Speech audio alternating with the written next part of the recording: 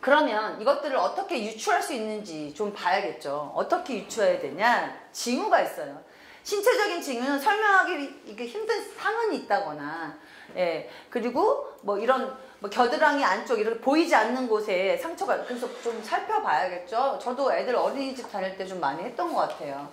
뭐 그렇다고 맨날 한 건 아니지만 아이가 좀 우울해 보이거나, 예, 좀 이렇게 우울한 자국이 있거나 그러면 좀 저도 봤던 것 같습니다. 그리고 행동적인 징후가 또 있어요. 행동적인 징후는 어른과의 접촉을 회피해요. 이렇게 깜짝깜짝 놀란다거나, 그리고 다른 아동이 울 때 공포감을 같이 느껴요. 예.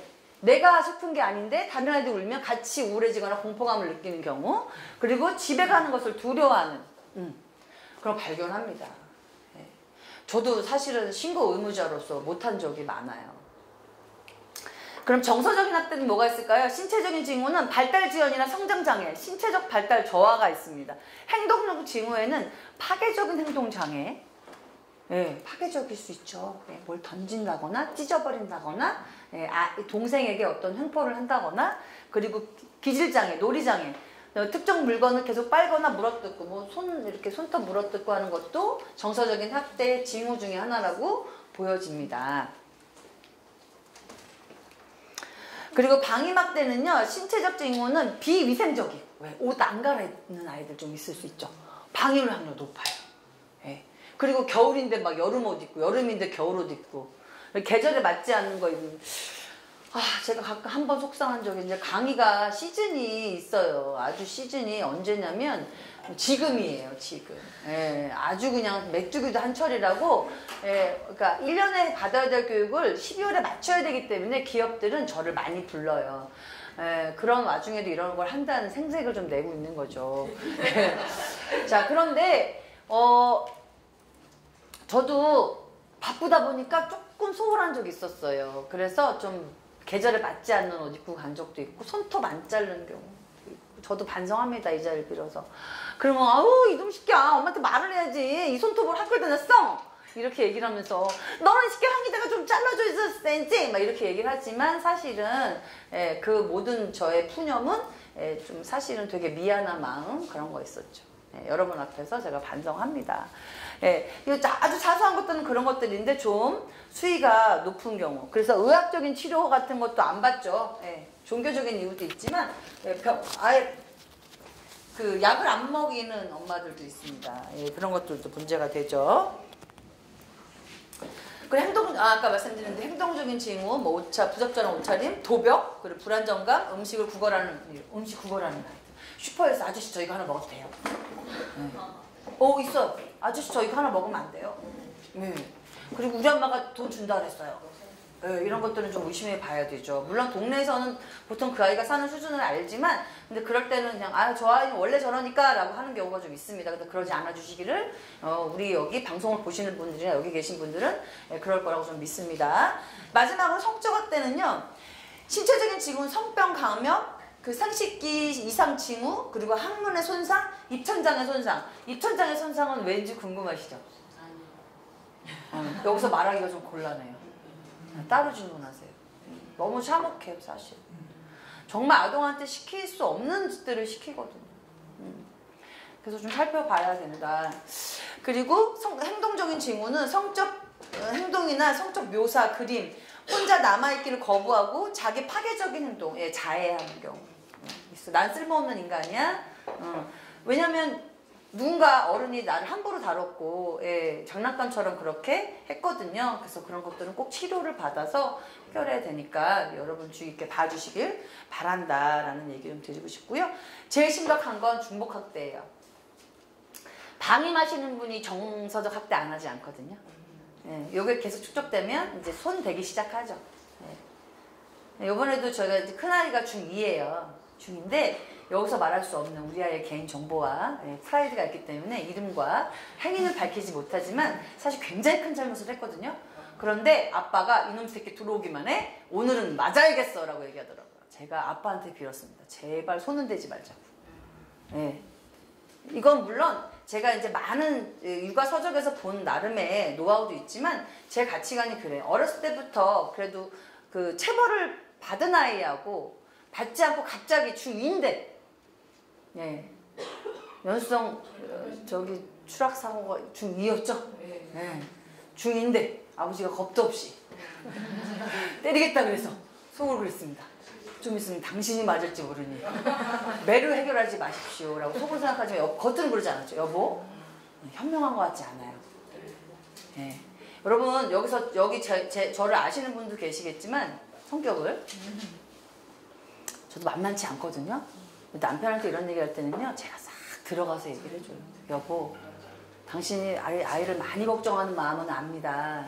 하지만 애는 안 될 것 같아요. 제가 조금 더 잘해볼 테니 제발 화를 가라앉히고 매는 되지 맙시다. 그래서 매를 안 됐어요. 네. 너무 잘한 것 같아요. 물론 작은 애 괜찮아요. 넣어두세요. 그런 혼자 그렇게 옆에 사람하고 같이 하자고 하든가. 감사해요 어머니.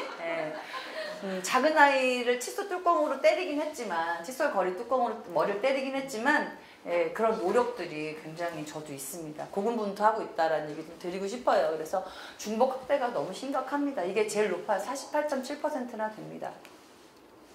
자, 그래서 저는 이제 본격적인 어떤 오늘 준비한 걸 얘기하면서 그러면 생각해 볼게요. 부모 교육이란 말보다는 이 말이 더 맞지 않을까요? 네, 왜냐면 조부모가 아이를 키우기도 하죠. 네, 그리고 베이비시터가 키우기도 합니다. 네, 그렇기 때문에 부모 교육이란 말은 좀 구세대적입니다. 그래서 주양육자 교육. 그래서 바뀔 수 있어요. 그래서 여러분들도 강사 정도의 정보는 갖고 있으면 좋겠어요. 그래서 뭐 하셔야 되냐면 혼자만 알고 있으면 안 돼요. 오늘 들은 내용을 오늘 만나는 분에게 야 내가 오늘 아동학대 강의 들었는데 야 이러더라. 너 11월 19일이 무슨 날인 줄 아냐? 이러면서 여러분 진짜 아는 거는요. 진짜 안다라고 말할 수 있는 건 남한테 말할 수 있어야지 아는 거예요.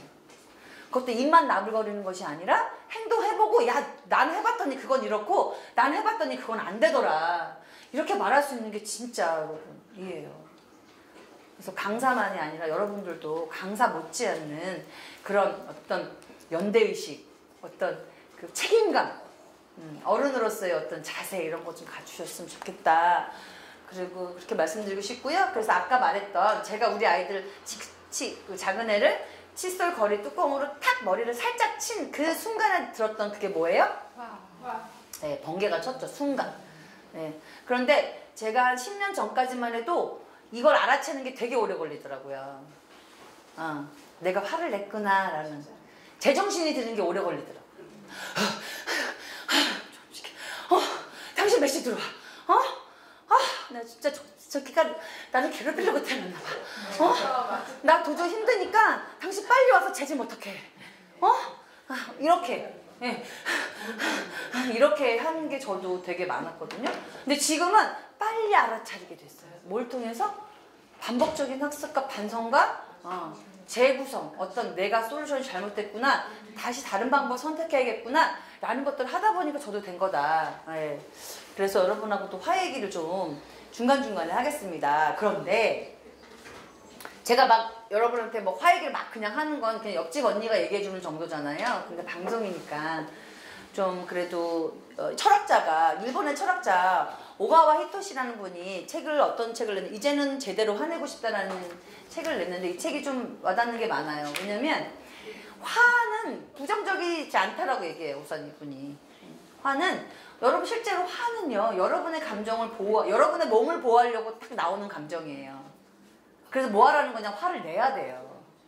참으시는 분이 오히려 화병이 나죠. 화를 내야 되는데 우리가 어떻게 화를 내? 잘못 내. 잘못 내서 그래. 나를 다치게 하고 상대방도 다치게 하는 화여서 그렇지 사실은 화는 내야 돼요. 그런 얘기 좀 해볼 건데 나를 좀 볼게요.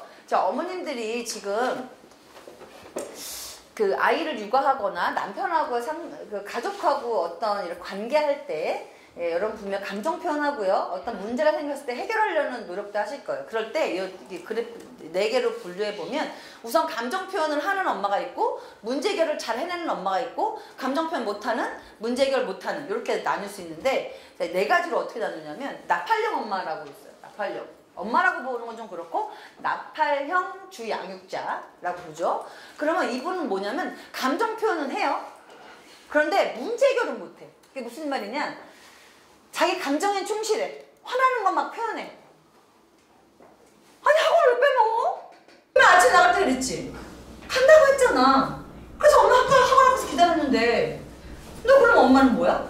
라고 자기 감정에 충실해서 표현은 하지만 그 아이가 다시 학원을 간다거나 예, 그 문제를 해결하고 다시 다음에는 좋은 결과 이뤄내기는 못한다는 거예요.